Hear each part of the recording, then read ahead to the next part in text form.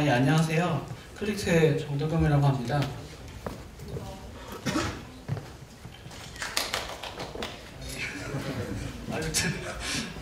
혹시 제가 최근에 뭐 여기저기서 강연을 자주 하는 편이긴 한데, 자주라고 해봤자 한 달에 한 번이나 두 번 정도 하는데, 혹시 한 지난달이나 뭐 이렇게 제가 여의도나 뭐 이런 데서 비슷한 강연을 했었는데 혹시 들으신 분이 계시면 손을 좀 들어주시겠어요?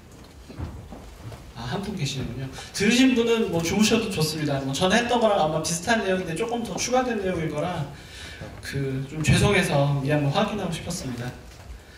아마 오전서부터 계속 VR에 대해서 이제 많은 얘기 들으셨을 거고, 저도 작년부터 이런 강연을 하면 늘 느끼게 되는 게, 대부분의 세션이 VR이란 무엇인가 이러면서 계속 같은 얘기가 반복된다는 사실을 좀 느꼈었는데요. 최대한 빨리 넘어가서 진행하도록 하겠습니다. 뭐 아마 책에나 안내된 거는 VR의 활용과 콘텐츠의 미래 뭐 이렇게 나가진 않았을 거고요. 아마 제가 발표할 내용도 이거하고 조금 또 다를 것 같기도 해요. 매번 이런 프레젠테이션 같은 걸 할 때마다 내용을 조금씩 수정하고 있기 때문에 계속 조금씩 달라지고 있습니다.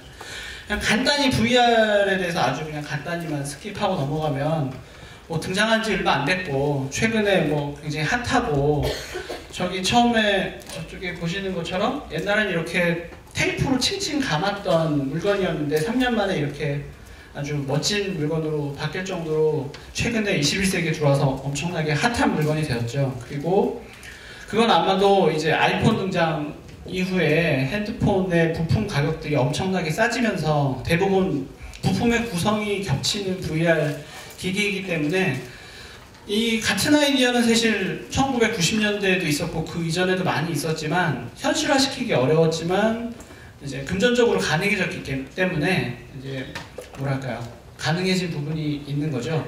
오큘러스가 대단히 혁신적인 부분이 있긴 하지만 사실 이제 많은 사람들이 옛날에 비슷한 생각들을 했고요. 그래서 이렇게 비슷한 물건들이 아마 금세 쏟아져 나오지 않았을까라는 생각이 듭니다. 그 VR이 뭐냐? 현재 VR은 화면 전체를 다 디스플레이로 커버해서 내 눈에 보이는 시야각을 전부 다 커버해서 다른 현실을 전달시켜주는 것이라고 대충 얘기하면 될 것 같습니다. 물론 이것만은 아니라 이 이전에 뭐 이머시브 스페이스라든가 뭐 여러 가지 시도들이 있었지만, 최근에 VR 하면 어쨌거나 오큘러스 리프트 같은 것들이 가장 이제 대표적으로 거론되고 있기 때문에, 이렇게 말하면 이전에도 많이 있었는데 라고 말하시는 분들도 있을 수 있겠지만 이렇게 정리하고 넘어가겠습니다. 이거는 이제 오큘러스 리프트 초기에 이걸 처음 쓰신 할머니가 막 난리를 부리던 영상인데 아마 다 보셨을 거라고 생각해서 패스하고요. 간단히 VR 콘텐츠를 만드는 방법에 대해서 간단하게 언급하고 넘어갈게요. 여기 두 개 해놓은 것처럼 360도 촬영을 해서 콘텐츠를 만드는 방법하고, 그리고 언리얼이나 유니티 같은 것들을 이용해서 만드는 방법 두 가지 종류가 있습니다. 360도 촬영은 이제 처음에 저쪽에 나온 것처럼 옛날에는 360 히어로 같은 제품이 고프로를 엄청나게 많이 꽂아서 쓰는 물건들이 있었고요. 자운트처럼 이렇게 쓰는 물건들이 있었고, 가장 최근에 세타라든가 이제 삼성 기어 360 같은 물건들이 나오면서 이제 결과물들은 이렇게 나오죠. 360도로 촬영하면 뭐 현실을 그대로 다 담아내기 때문에 굉장히 리얼한 영상을 나갈 수 있고요. 잠깐 앞으로 돌려서, 제가 이게 한 PPT 페이지가 한 50페이지 되는데 강연 시간은 30분인 거를 제가 잘 모르고 있었다가 좀 마음이 되게 급해졌어요. 조금 좀 마음의 진정을 좀 해야 될 것 같은데, 과거에는 저렇게 여러 개의 카메라를 써서 스티치를 하는 작업들이 필요했는데, 최근에는 이렇게 어안렌즈 두 개를 앞뒤로 써서 아주 간편하게 스티치 시키고, 대부분 다 하드웨어 안에서 오토 스티칭 돼서 나오는 제품들이 많이 쏟아져 나오고 있고, 그래서 아마 VR 촬영 쪽은 급속도로 이 제작 툴들이 민주화되면서 굉장히 저렴하게 되고, 만약에 이제 이쪽 촬영에 관련된 사업을 하고 계시다면 급속도로 레드오션화 되지 않을까라고 생각되고 있고요. VR 촬영에 있어서 저희가 이제 해본 경험에 따라서 잠깐 이야기를 하자면 VR을 이용해서 내러티브 영상을 만드는 건 굉장히 어렵습니다. 그게 뭐 어려울까? 그냥 촬영하면 되지라고 생각하실 수 있는데 실제로 저희가 이제 겨우 작년에 한나의 단편을 어딜 봐라고 하는 단편을 이제 제작을 했었는데요. 우리가 알고 있는 영상 미디어라고 하는 건 앞에 이제 스크린이라고 하는 프레임에 gat혀 있는 영상 문법에 굉장히 익숙해져 있거든요. 그게 거의 영화의 역사 이래로 우리 몸에 체득된 부분이 있어서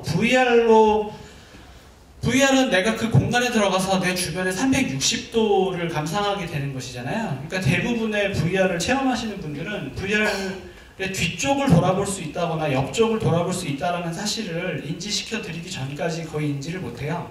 그러니까 대부분은 아무 말 없이 VR 헤드셋을 씌워드리면 옆을 둘러보려고 생각하지 않으시고 대부분은 그냥 전면만 보고 계십니다. 그냥 기존의 영화나 텔레비를 보듯이 앞만 보고 있는 경우가 대부분이고요. 그렇기 때문에 그런 사람들까지 생각을 하며 VR로 내러티브한 어떤 영상을 만들 때는 그 사람들을 어떻게 해서 주변을 돌아보게 할 수 있을 것이며 이런 부분들을 세심하게 처음부터 끌고 갈 수 있는 방법들에 대해 고려해야 되고요. 또한 기본적으로는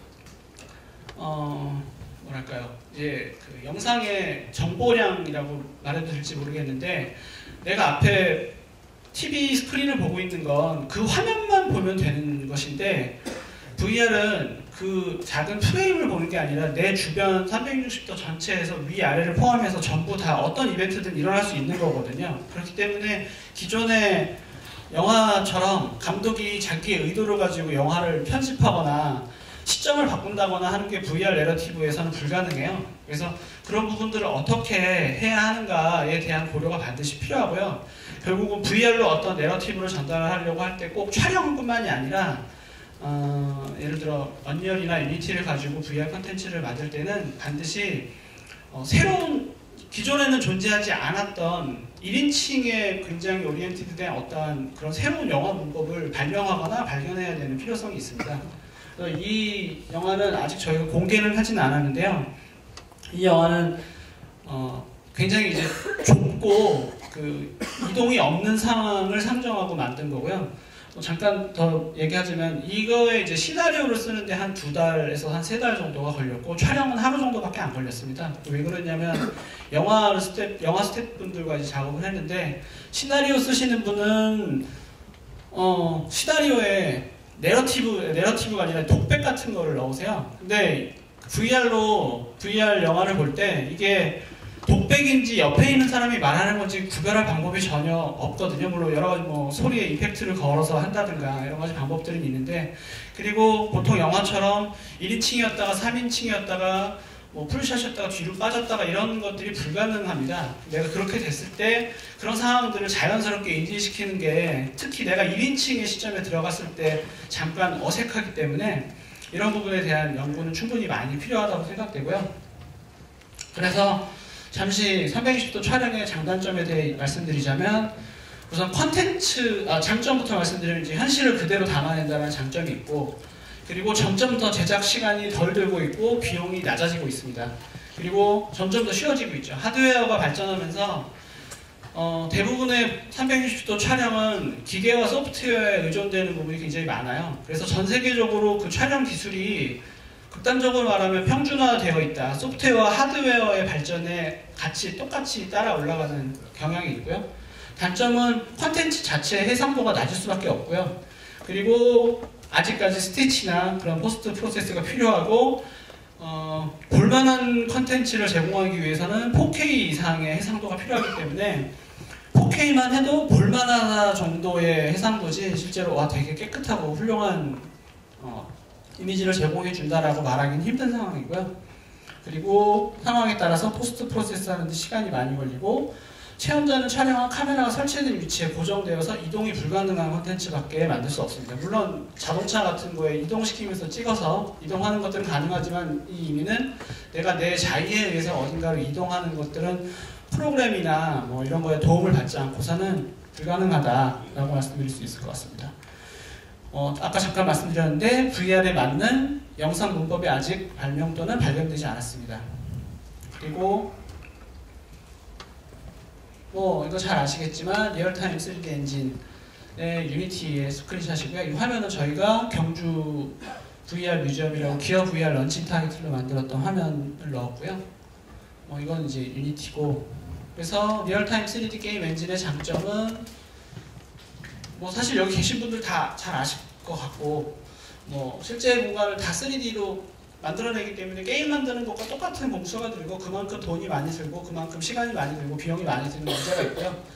대신에 이제 내가 마음대로 구석구석 이동하게 시킬 수 있고 다양한 인터랙션이 가능하고 이제 그런 부분이 있고, 단점은 이제 비용이 많이 들고 제작 시간이 많이 들고 VR을 잘 이해하고 있는 개발사가 아직 많지 않다라는 부분이 있고, 여기에서 똑같이 VR에 맞는 영상 문법이 아직 영상 문법뿐만 아니라 이제 UI를 표현하거나 그러니까 전에는 프레임에 갇혀있는 UI에 익숙한 거라면 이제는 깊이와 높이와 내 주변 전체를 감싸는 UI를 디자인할 필요도 생기게 되거든요. 기존에 편했던 UI가 VR에선 전혀 편하지 않게 되는 경우가 왕왕 생기게 되기 때문에요. 그래서 저희가 요거는 게임 엔진을 이용해서 만들었던 저희 사례고요. 간단히 영상을 소개시켜 드리겠습니다. 아마 많이 공개돼서 1, 2년째 많이 방송에 많이 공개된 영상이라 많이 보셨을 거라고 생각하고요.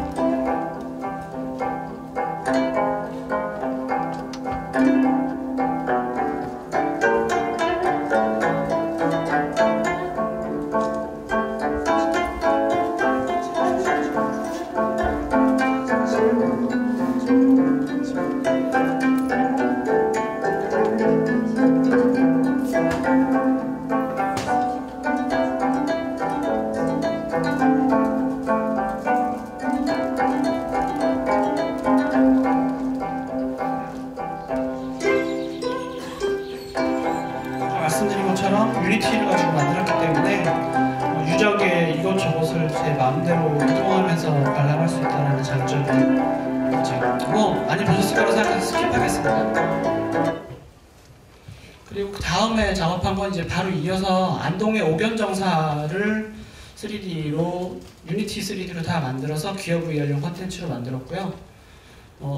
거의 여기에 한 두세 달 정도를 오견정사에서 기구하면서 도면을 뽑고 이제 텍스처를 촬영하고 해서 방 내부와 이런 것들을 다 만들어서 이거 이제 라이팅 테스트를 한 거고요.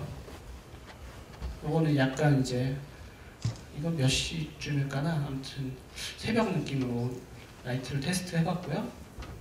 그리고 이제 석양 무렵에 라이팅 테스트를 해서 실제로는 실제 시간에 연동해서 라이트 컨디션이 변하는 걸 만들려고 했었는데 여러 가지 난관에 부딪혀서 그건 포기하고 그냥 동일한 시간으로 만들고 말았습니다.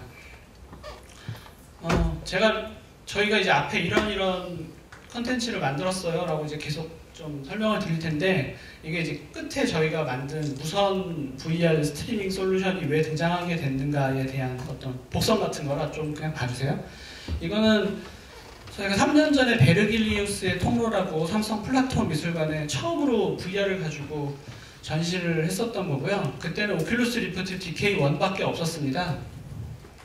그래서 여기는 지금 삼성이 이 건물을 내놓는다고 이제 해서 좀 아쉽긴 합니다만, 이 건물에는 오로지 로댕의 지옥문하고 칼레의 심이 딱 2작품만 전시되어 있고, 건물 자체가 그 2개의 작품을 전시하기 위해 만든 공간이에요. 그래서 이 전시 공간 안에서 다른 미술 작품을 전시 공간에 걸면 다 죽어버리는 되게 안 좋은 그런 부분이 있어서, 여기에 이제 정현두라고 하는 영상 작가분께서 전시 의뢰를 받았을 때 VR로 해야겠다라고 생각하시고 이제 저희를 찾아오셨어요. 그래서 어떤 아이디어를 내셨냐면, 지옥문 앞에 오큘러스 리프트 DK1을 쓰면 원래 저 지옥문이 사람들이 뒤엉켜서 살덩어리로 이루어져 있는 거고요. 여기에 이제 로댕에 생각하는 사람이 여기 앉아있고 다 로댕의 유명한 작품들이 다 여기 이렇게 엉켜 있거든요. 그런 것들을 다 실제 사람의 그 살로 이루어진 것들을 만들어서 보여주고 싶다. 오큘러스 리프트를 쓰면 살로 만들어진 지용 눈이 보이고 그게 갑자기 내 앞으로 확 다가오는 것 같은 표현을 해서 충격을 주고 싶다.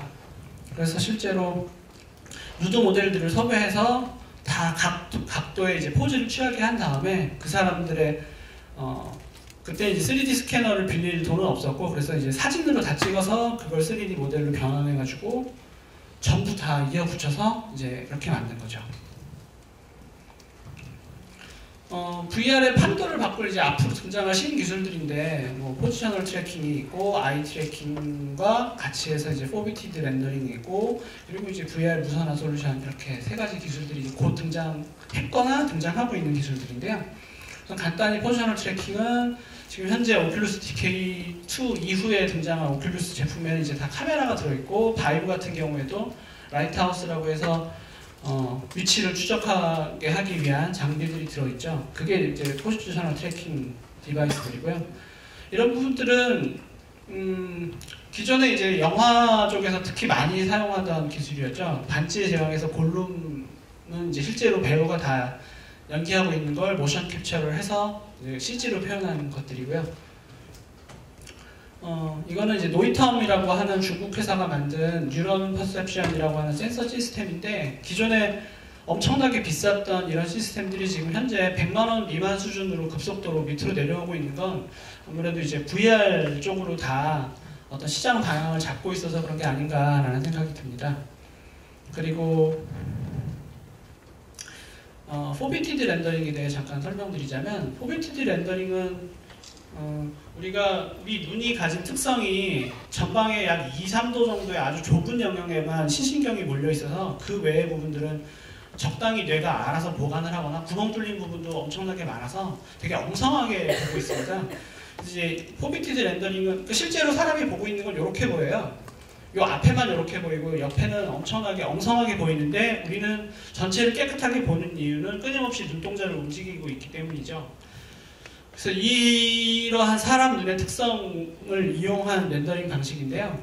그렇게 하면 가운데 눈이 주시하고 있는 부분만 풀 레졸루션으로 렌더링을 하고 뒤로 빠질수록 최종적으로는 20% 정도의 스케일만으로 렌더링을 하면 전반적으로 3, 4배 이상의 그래픽 퍼포먼스를 절약할 수 있는데 이걸 하려고 저희도 처음에는 이 기술을 써보고 싶었는데 그때 VR에 그 시선 추적을 넣는다라는 건 그런 하드웨어가 없었기 때문에 별로 뭐 다른 방법으로 이러한 눈의 특성을 이용해보자 라는 생각만 하고 있었습니다. 근데 실제로 이제 그 시선 추적을 VR 기기 안에 넣은 회사가 있었고요. 포브라고 하는 일본 회사인데 얼마 전에 삼성 벤처스랑 코르프라에서 약 100억 정도의 이제 투자를 유치한 회사고요.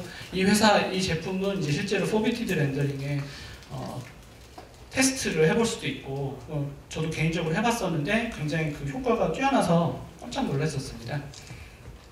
그리고 이제 저희에 대한 이야기인데요. VR 기기에 무선화 기술이 필요하게 됩니다. 저희가 만든 기술은 온에어 VR이라고 하는 무선화 솔루션 기술인데요.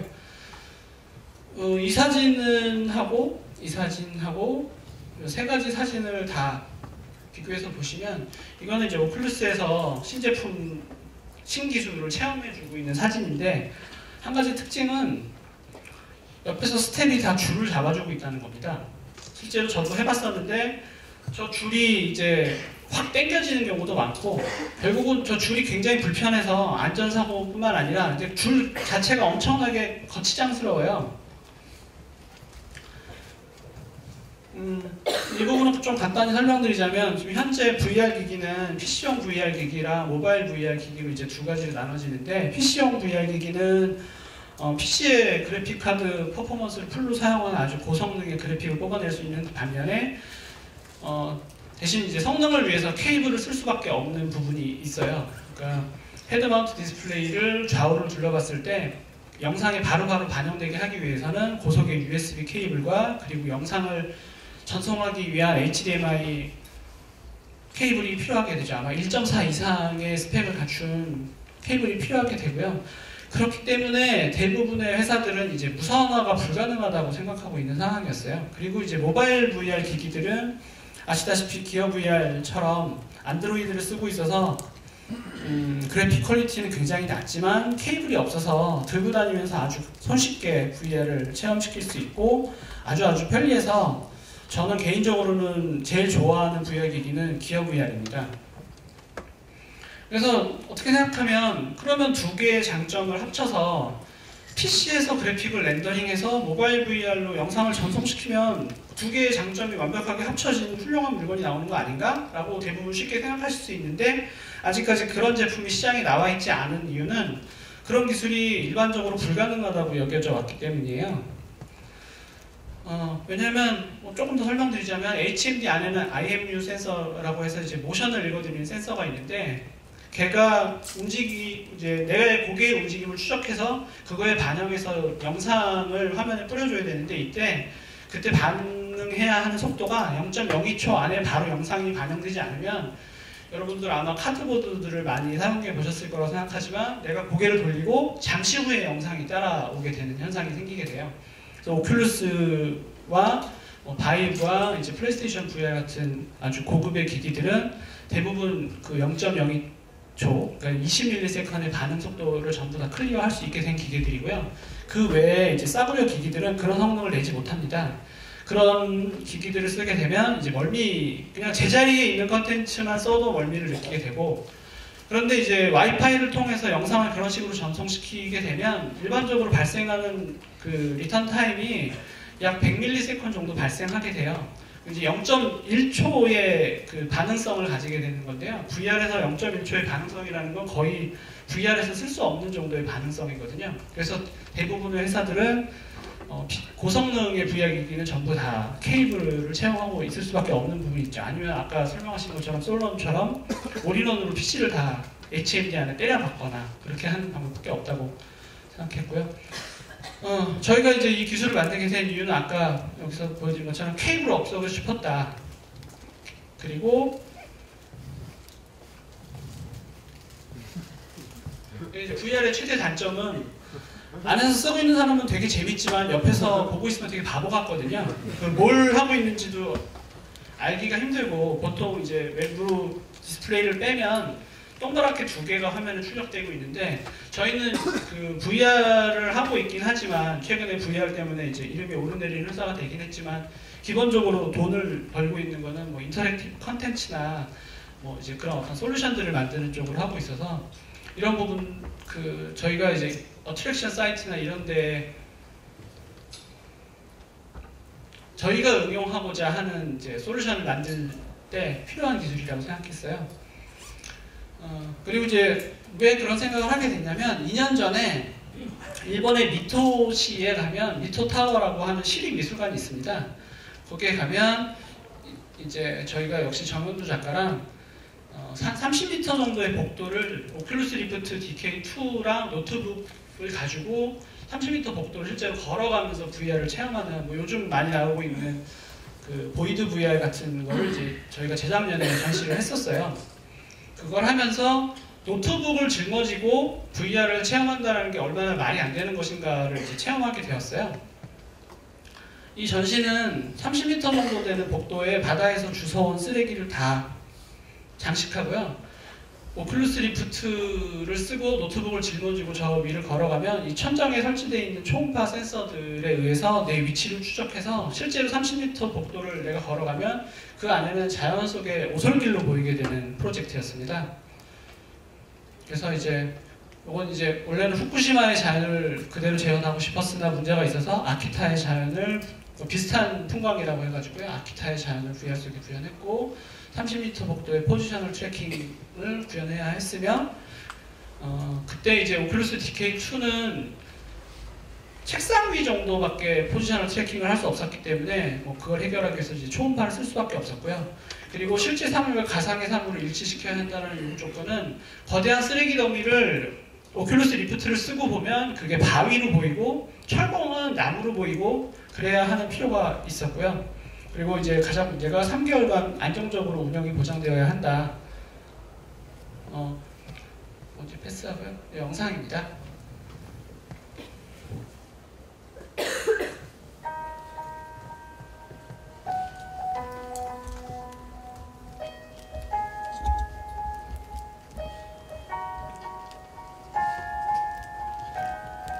저희가 프로젝트를 하나 할 때마다 이게 주구장창 지금처럼 이렇게 설명을 안 하고 그냥 영상만 보여드리거든요. 아니면 되게 간단하게만 설명하기 위해서. 그래서 설명을 지금처럼 주구장창 하는 게 되게 번거로워서, 그리고 자랑하기도 좋고, 그래서 늘 이렇게 영상을 만들어 놓습니다.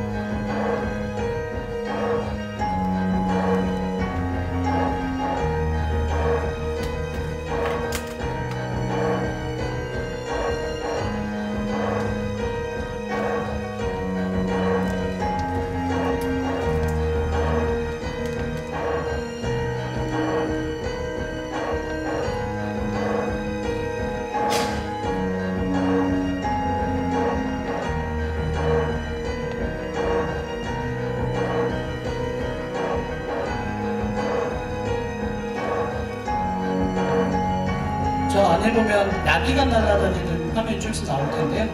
그 나비 앞을 내가 지나가면 내 얼굴을 뭐가 이렇게 살짝 스치고 지나갑니다. 그거를 하기 위해서 실제 공간에는 비닐 쪼가리를 이렇게 매달아가지고요. 그 나비가 나오는 위치랑 맞춰서 내가 거기 지나갈 때 비닐이 내 얼굴을 스치고 지나가도록 했죠.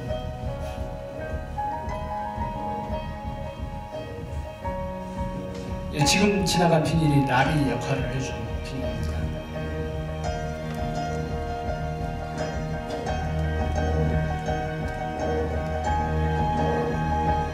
저 때만 해도 고성능의 그래픽을 처리할 수 있는 그래픽 카드가 없어서 지금 보시는 그래픽은 원래 만들었던 퀄리티를 거의 한 40~50% 정도 다운시킨 거여서 좀 그게 아쉬웠고요. 이걸 말씀드리면 이제 어떻게 저희가 국내에선 아직 이걸 소개해드린 적은 없고 일본이나 미국 같은 데서 주로 소개를 드렸는데, 많은 분들이 물어보시는 게 도대체 이거 언제부터 만들었는데 이만한 퍼포먼스와 이만한 퀄리티를 내냐라고 많이 물어보세요. 그럼 이제 저희는 이렇게 운이 좋았어요 라고 말씀드리죠. 왜 그러냐면 운이 좋게도 저희는 온에어 VR을 만들기 위한 준비가 다 되어 있었어요. 사실 기어 VR 나오기 전에 이미 방금 전에 보신 미토 프로젝트를 해서 반드시 무선화가 필요하다라는 문제의식을 2년 전에 이미 가지고 있었고요. 그리고 그 당시에 저희는 외부에는 비밀로 하고 있었지만 삼성이 기어 VR을 발매한다는 사실을 알고 있어서 저희 사무실에 기어 VR 이제 시제품이 있었고 SK랑 그래서 이제 컨텐츠를 만들고 있었기 때문에 기어 VR의 성능이 어느 정도 될 것이다 라는 걸 알고 있었고요. 그리고 이제 저희 엔지니어들은 애초에 동영상과 이제 3D 쪽에 되게 코어한 부분을 건드릴 수 있는 전문가들이었고, 그리고 저는 계속 무선으로 VR 스트리밍 기술을 만들어 달라고 징징징징 대면서 엔지니어들을 쪼아댔고, 그런 요건들이 다 갖춰지면서 다른 회사보다 훨씬 일찍 2년 먼저 이런 솔루션을 개발할 수 있는 찬스를 가지게 되어서 이런 기술을 만들게 되었고요.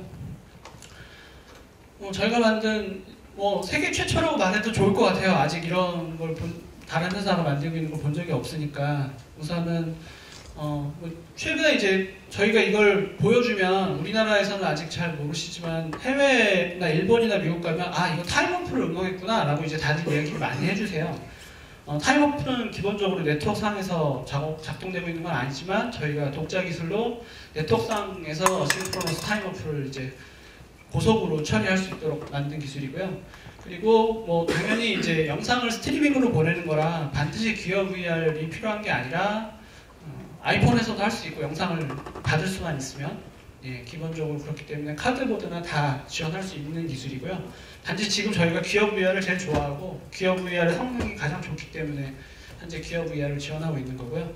유니티 3D 플러그인으로 만들어져 있기 때문에 유니티 에디터에 저희 플러그인을 인스톨해서 그냥 몇 가지 스크립트만 조금 고쳐주고 빌드만 다시 하면 한 5분 정도의 그 스트리밍을 지원할 수 있는 콘텐츠를 바로 만들어낼 수 있도록 아주 쉽게 만들어놨고요. 현재 이제 한 2년 전에 나온 엔비디아 케플러 아키텍처를 지원하고 있고요. 아직 AMD나 인텔은 지원할 생각을 하고 있지 않고 당연히 서버기 때문에 2인 이상의 동시에 액세스가 가능해서 지금은 이제 오큘러스 리프트는 기기 한 대, 헤드 마운트 디스플레이 한 대 이렇게 되는데, 예를 들어 이제 시설 같은 데를 만들려고 하면 멀티 액세스가 된다는 건 굉장한 장점이 될 거라고 생각해서요. 그 기능도 어떻게든 성능을 내보려고 했고요. 그럼 현재 H.265를 지원하고 있고 그래서 이제 4K와 초당 60프레임, 지금 현재 60프레임을 보내고 있는데 그건 이제 현재 기어 VR이 그 정도의 화면 리프레시만 가지고 있기 때문에 그렇고 앞으로 더 등장하는 무선 그 모바일 HMD가 성능이 향상된다면 이제 계속 지원해 나갈 거고요. 현재는 3D 사운드가 지원되고 있고 그리고 저희는 전시 같은 데를 많이 하기 때문에 보통 기어 VR의 네이티브 앱을 실행시키면 약 40분에서 한 1시간 미만에서 과열돼서 멈추는 현상이 되게 자주 생기거든요. 근데 이건 기본적으로 와이파이를 통해서 동영상을 스트리밍으로 보내주는 것 뿐이기 때문에 배터리가 제로가 될 때까지 약 S6 같은 경우에는 3시간 조금 모자라게 풀로 사용할 수 있었고요.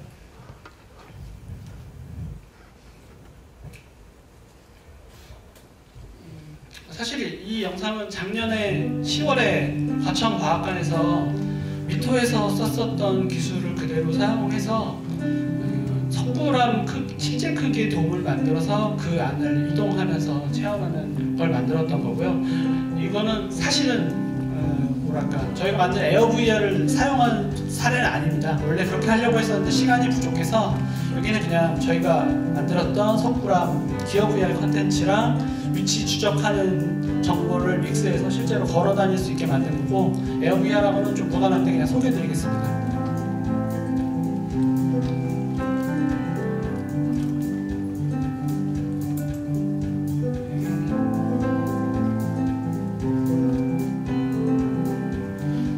기어 VR 위에 솟아있는 게 초음파를 발생시키는 비컨이고요. 천정에 약 3개에서 4개 정도의 리시버를 장착해서 걔가 초음파를 받아서 삼각 측량을 해서 서버가 계산한 다음에 그걸 다시 기어 VR로 보내줍니다, 무선으로. 그러면 기어 VR은 내 이제 서버에서 받은 위치값을 이제 실제로 기반해서 영상을 뿌려주기 때문에 내가 실제로 걸어가는 것처럼 느낄 수 있는 거죠. 이거를 만들어서 되게 놀랐던 건 오큘러스 DK2의 IMU 센서는, 지자기 센서는 가만히 있어도 계속 한 시간당 15도 정도가 틀어지면서 아주 불안정했었는데, 기어 VR의 지자기 센서는 아주 스테이블하고 정확해서 한 10분, 15분 정도를 체험하는 걸로는 그 방위가 틀어지지 않았어요. 그래서 제가 이런 강의를 할 때 이전에는 가상의 오리엔테이션과 실제 오리엔테이션을 맞추는 부분에 대해서 되게 고민했었는데, 기어 VR을 쓰고서부터는 그 부분은 좀 많이 덜은 부분이고요. 실제로 이제 이 기술을 사용해서 했던 프로젝트, 이제 첫 상용 테스트 베드는 일본에서 진행하게 됐고요. 산토리에서 호또라고 하는 녹차를 만들었는데, 그거의 시제품 발표 이벤트를 신주쿠 역 앞에서 VR로 만들게 됐습니다. 일본은 2, 3년 전서부터 VR을 이용해서 신제품 발표회나 여러가지 제품 이벤트회를 많이 했는데, 여태까지는 제자리에서 VR을 체험하는 게 다였는데, 일본에서도 처음으로 실제로 이동하면서 VR을 하는 이벤트로서 이제 기록이 됐다고 해요. 딱 하루만 이벤트를 했었는데, TV나 미디어에서 굉장히 많이 다루어져서 되게 성공적인 전시였다라고 전해 들었습니다. 보시는 바와 같이 저 안에 실제 흔들 다리가 만들어진 복도를 만들고요. 그 안에 에어컨 3대를 틀고 선풍기로 바람을 엄청 틀어서 되게 추운 곳을 만들고요.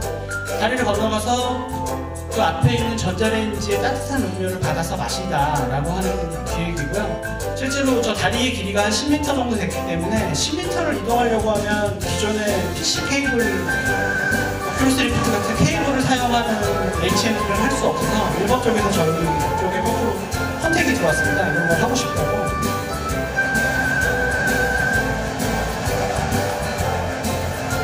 지금 보시는 화면은 역시 기어 VR에서는 절대로 불가능한 그래픽이고요.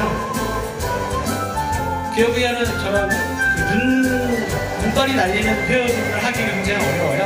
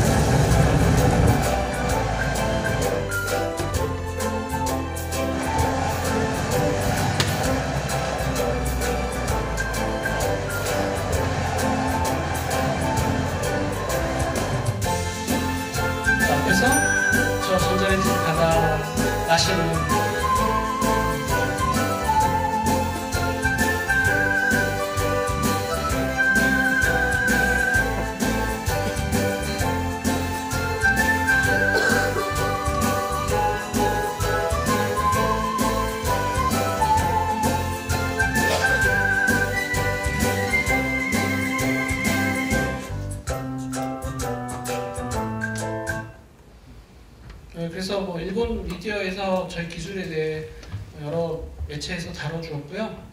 뭐 지금 제가 시간을 많이 넘겨서 뒤에 정리만 뭐 이런 식으로 움직입니다. 이쪽에서 모션 정보를 보내서 PC 쪽에서 처리해가지고 재빨리 넘겨주는데, 이쪽을 이제 클라이언트 쪽에서 컴펜세이션을 함으로 해서 그게 20ms의 초고속의 그 모션 투 포톤 레이턴시를 낼 수 있도록 작동한다라는 게 저희 기술의 핵심이고요. 최종적으로는 저희는 이 기술을 이용해서 클라우드 VR 서비스를 만들고자 하는 게 저희 이제 최종 목표입니다. 그렇게 되면 아마 지금처럼 100만 원이 넘어가는 헤드셋, VR 헤드셋은 안 만들어도 될 것 같고, 한 20, 30만 원대에 싼 와이파이로 영상을 볼 수 있는 정도의 성능만 되면 높은 퀄리티의 컨텐츠를 즐길 수 있게 되기 때문에, 그렇게 되는 게 이제 VR 보급에 있어서 키가 되지 않을까라고 생각하고 있습니다. 뭐 저희 기술에 대해서는 아마 빠르면 이번 달 말이나 다음 달쯤에 이제 세계 릴리즈 시켜가지고 베타 서비스를 시작하려고 하고 있으니까요. 여기 홈페이지나 트위터나 정보를 통해서 보시면 저희가 이제 추가로 공개하는 정보에 대해서 아실 수 있을 거고요. 쭉 넘겨서 많은 분들이 VR이 3D TV처럼 이러다가 말지 않을까라는 이야기를 많이 하시는데, 저는 조금 생각이 다른 게, 앞으로 3D TV는 그 자체로 완성된 기술이었고 거기서 더 어떻게 추가될 수 있는 부분이 없었어요. 근데 VR은 지금 막 등장한 형태이고 부족한 게 너무 많아서 거기에 누구나 조금만 어떤 아이디어를 가미하면 바로 더 금방 좋아져요. 그렇기 때문에 많은 산업 분야나 다른 기술들이 VR 쪽으로 다 같이 융합되면서 끌려 들어오고 있다고 저는 느끼고 있습니다. 그래서 VR은 앞으로 모든 산업 분야의 기술들을 다 끌어모아서 융합될 큰 그릇처럼 발전해 나갈 거라고 생각하고요.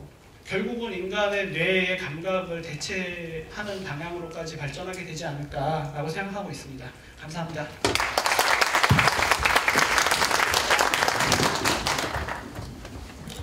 잠깐 여기 질문 몇 개만 답을 해주시겠어요? 이거 잘 보시고. 요즘 노안이 와서. 첫 번째 질문이 에어 VR은 PC용으로 나온 오큘이나 바이브에서도 접목할 수 있으니까, 기본적으로 와이파이로 스트리밍하는 거니까 말이 안 된다고 생각하지만 PC에서도 할 수 있습니다. VR이 새로운 뉴 미디어 산업일까요? 미래의 먹거리로 언제쯤 정착될지. 요게 새로운 미디어 산업일까요? 예스? 미래의 먹거리로 언제쯤 정착될까요? 네, 곧 될 것 같습니다. 이렇게 얘기하면 이거 하실 건가요? 그러니까 이제 그런 걸 물어보는 시점에서 이미 망설이고 있다는 게 느껴져서 그러지 마시라고 얘기하고 싶고요. 노트북 메고 관람하는 게 말이 안 된다고 하셨는데 너무 무거웠나요? 되게 무거웠습니다. 제가 이제 저희 기술을 소개하고 다닐 때 제가 이제 항상 노트북을 들고 가는데요. 한 6, 7kg 정도 되고요. 그래서 이거를 매보라고 하시고, 저희 기술은 이거를 매지 않아도 되는 기술입니다 라고 하면 바로 이해하세요.